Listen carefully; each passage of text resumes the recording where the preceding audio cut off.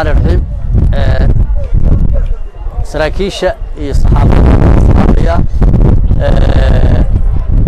halkan waxaan musaarka isugu keenyay dadkii dalka iyo dadka u shaqeeyay oo dhalinyarada ah oo ka yimid wadadaas koonfureed wixii u sameysay inta ka sokaysa xataa la waa tirada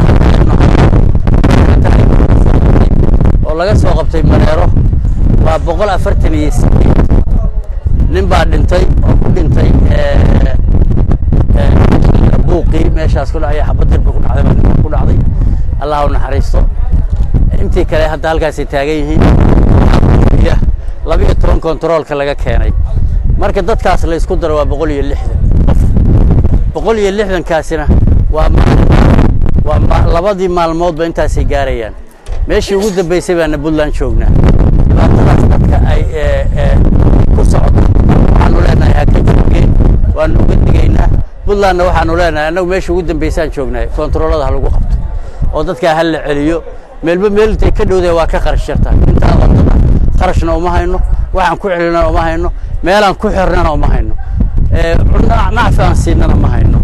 meesha ay ku nool yihiin hadda waa kuleyl oo xataa jeel hadii lagu darishad waxaan darbiyada ay darishada hadii lagu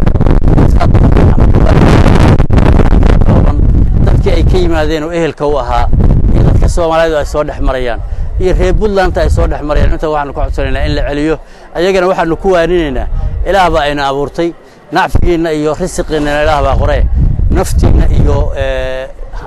naftiina halignina aakhiri adduunba waa leeyahay